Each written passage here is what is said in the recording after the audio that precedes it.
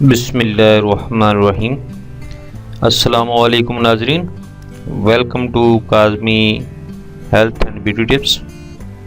امید کرتا ہوں کہ آپ سب خیریت سے ہوں گے۔ ناظرین، آپ میرے نسخے دیکھ رہے ہیں اور شاید استعمال بھی کر رہے ہوں گے۔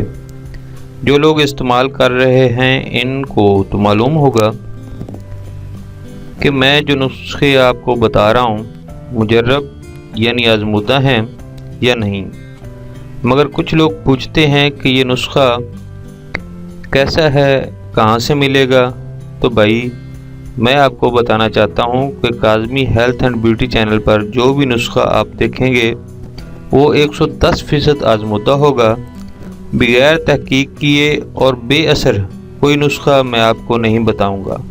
اور جو چیزیں میں آپ کو بتاتا ہوں وہ یا تو گھریلو ہوتی ہیں یا پھر بآسانی بازار سے کسی بھی پنسار سٹور سے مل جاتی ہیں۔ کچھ دوستوں نے مجھ سے منی گاڑی کرنے اور سپرم یعنی منی کے جرثومہ بڑھانے کے بارے میں پوچھا ہے۔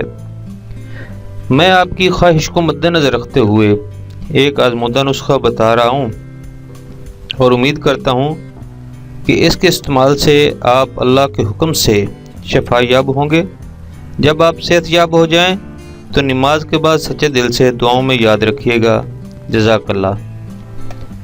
منی کو گاڑھا کرنے، لیسدار قطروں، سپرم جراثیم منی کو بڑھانے کا نسخہ۔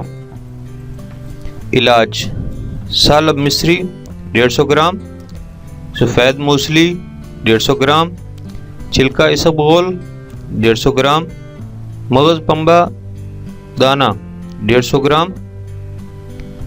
ترکیب تیاری: چھلکے کے علاوہ باقی سب چیزوں کو گرائنڈر میں ڈال کر باریک پیس لیں اور اب اس میں چھلکا مکس کر لیں۔